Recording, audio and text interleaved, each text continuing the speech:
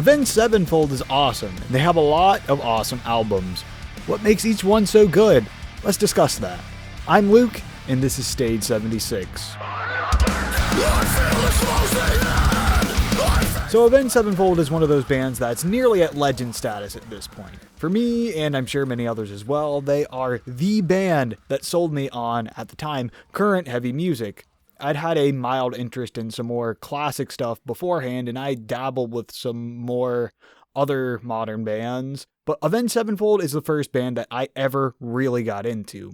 They have such a diverse set of sounds spanning across all of their albums, and each sound worked. There is no bad Avenged album. They're all good, some are just better than others. The recent release of their new single Nobody just really made me want to talk about them for a video, so I'm going to give a little critique or analysis or something of that nature for each album. This isn't a ranking or a tier list or anything like that. I just want to give a few opinions. I don't want to rank my children. Not a father, by the way. Let's start it here with Sounding the Seventh Trumpet, Avenged Sevenfold's debut album. It is by and large their most different album compared to all the others. It's metalcore, with the core part having a heavier presence. Production-wise, it certainly doesn't have the same level of quality as the rest of their work, but still a completely serviceable album. It's also the album that showcases probably their lightest and heaviest songs. Warmness on the Soul, a primarily piano-driven ballad, is probably the least heavy Avenged Sevenfold song. The next song on the album, An Epic of Time Wasted, is one of their songs with the absolute most heft. Say what you want about this album, it definitely showcased the band's range of ability from the start. It sucks that they don't really ever play anything from this album live anymore, save an instrumental version of Warmness on the Soul they did on their last tour, which was in 2018. It's been almost 5 years. Sounding the Seventh Trumpet, while not a perfect album by any stretch of the imagination, is a good album and a great indicator of things to come from Avenged Sevenfold. Waking the Fallen, their second album, is where things really started to take off. In my opinion, this is the best Avenged Sevenfold album. Others have come very close, but nothing has quite touched the perfection that is Waking the Fallen. People may disagree with me on Waking the Fallen being their best album, but that's what I like about the discourse around this band. There is no common consensus around what their best album is.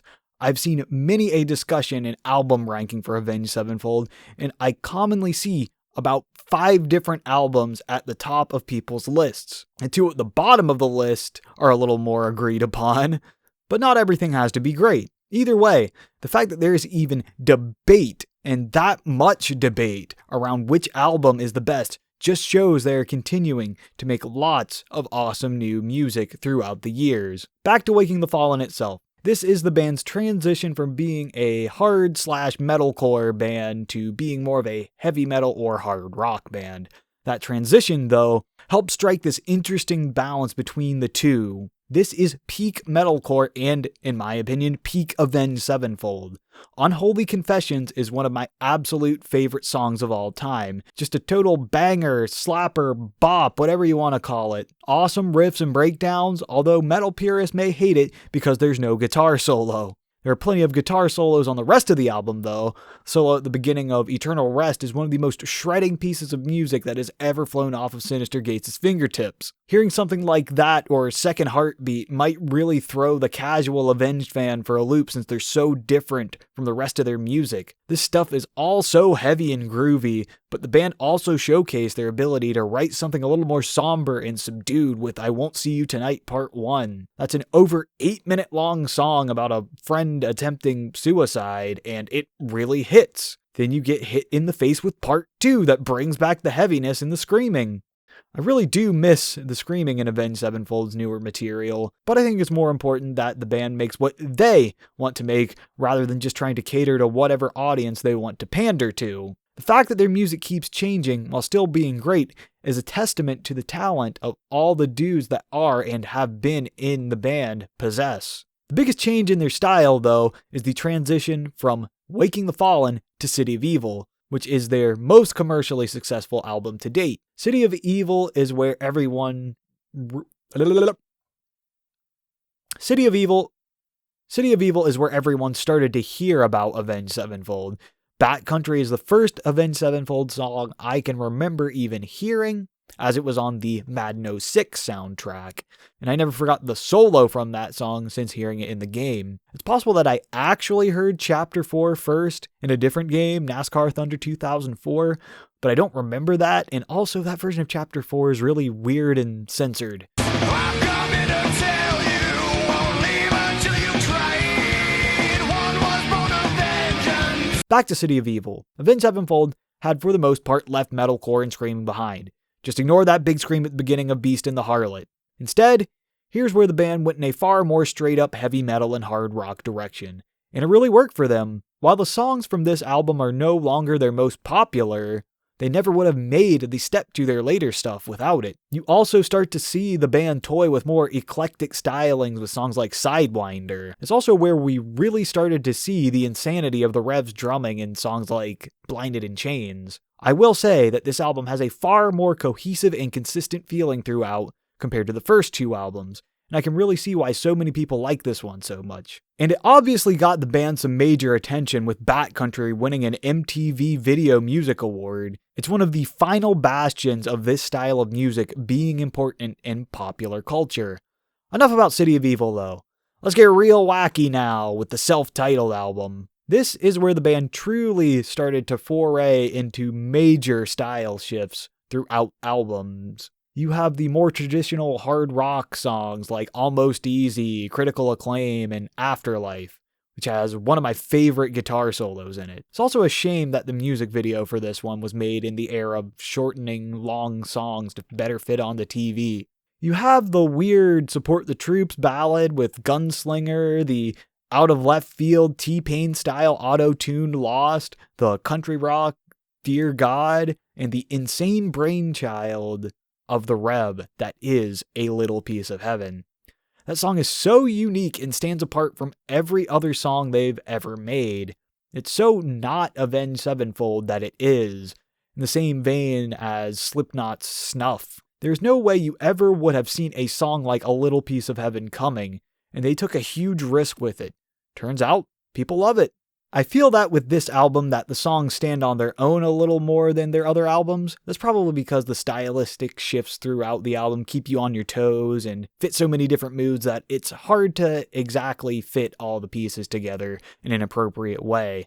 That said, it's still a fantastic album. Their next album is Nightmare and is their first album to feature drums not played by the Rev.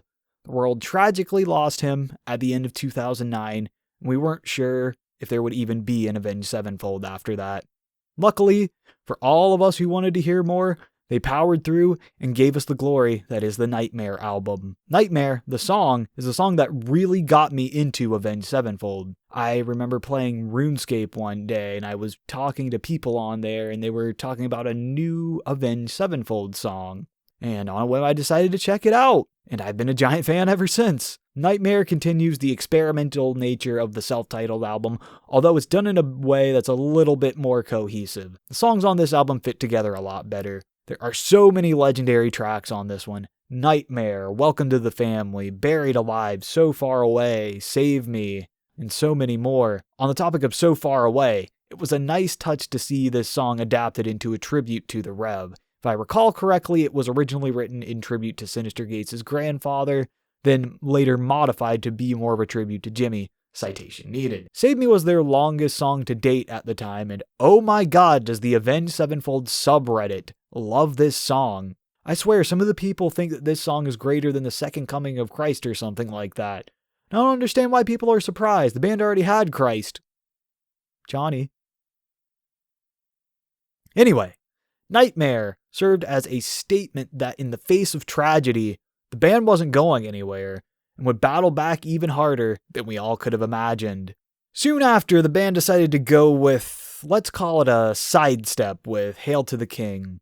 This is a weirdly polarizing album. On one hand, the song Hail to the King is probably their most popular single they've ever released. On the other hand, a lot of people aren't giant fans of how derivative the songs on this album are. I can certainly understand that to an extent, especially when it comes to This Means War. But at the end of the day, it's still done very well. I see Hail to the King as Avenged Sevenfold's tribute to the music that influenced them as well as many others. While the overall quality of this album may not be quite on par with everything else, it's still really good. I've listened to this album many times, and every time I do, I remember how much I actually like this album. It isn't even close to my favorite, but damn, sometimes it just hits the right way. Sometimes I just want some more straightforward rock and roll. Hail to the King can certainly provide that if you need it. Weirdly, I kinda wish the last 2 tracks, Planets and Acid Rain, could be lifted from Hail to the King and placed on the next album, as they weirdly serve as an awesome precursor to The Stage. The Stage is an album that no one really saw coming. Hell, I'm sure someone watching this really liked Avenged Sevenfold and didn't even realize this album ever even came out. This is because the band tried something very different with this album. They started off with a lead single, then surprise dropped the album one day. This isn't something metal or hard rock bands really do. There's a reason they don't. Unfortunately, it seems the audience wasn't ready for something like that. It certainly can work in hip-hop and pop music, but the heavy music audience had just never really seen or heard something like this before, so unfortunately, this album kind of flew under the radar for some people. Regardless of the marketing misstep, this is still one of their best albums to date. I struggle to find where I would even place this one in my personal ranking of their albums because it's just so different and it's so good. The band abandoned the more classic rock feeling of Hail to the King for a more progressive metal feel. Most of the songs on this album are long and super complex. I'm no prog nerd, so making something like this and me liking it is rare. I'm not the arbiter of taste or anything, but it's still impressive when any musician can make you like a style of music you don't normally have much interest in. My personal favorite song on this album is Simulation, which is one I basically never ever see anyone bring up in discussion. I just love how all over the place it is, yet it's still definitely one piece of music. The song, The Stage, was a great choice for a lead single, as it's definitely an awesome song. What's insane to me is that radio stations played this song in full, and it's 7 minutes long. Sure, it's no Jose Mangin putting the Pain Remains trilogy on Sirius XM Liquid Metal, but 7 minutes is a long song to be putting on a terrestrial radio station for any band that isn't Metallica. And The Stage is only about half the length of the longest song on the album and their longest song to date, Exist. This one has always felt like a bit of a cop-out to me because it could definitely be 2 separate tracks, but I digress. It's still an awesome experience listening to the song the whole way through, as well as listening to the entire album. And now, here we are. It's been almost 5.5 years since The Stage initially released, and we finally have a new album on the horizon, Life is But a Dream. As of filming, the lead single, Nobody, just came out last week, and I like it more with every listen. I can definitely see the band going in some other direction we have yet to see from them, and I am fully prepared for it. I'll be waiting patiently for June 2nd to come. In the meantime, I've got 3 other albums by bands I like that just came out yesterday, so I, and everyone else, have enough to keep me busy while I wait. If you made it this far, thanks for listening to me gush about one of my favorite bands of all time. I'm not going to talk about Diamonds in the Rough or Black Rain here. They're not real albums. The tracks are great, but they're not real albums. Anyway, I appreciate you checking out what I had to say here. What's your favorite Avenged Sevenfold album? Comment below. Like, subscribe, ding or dong the bell, your choice. I'm Luke, and this is Stage 76.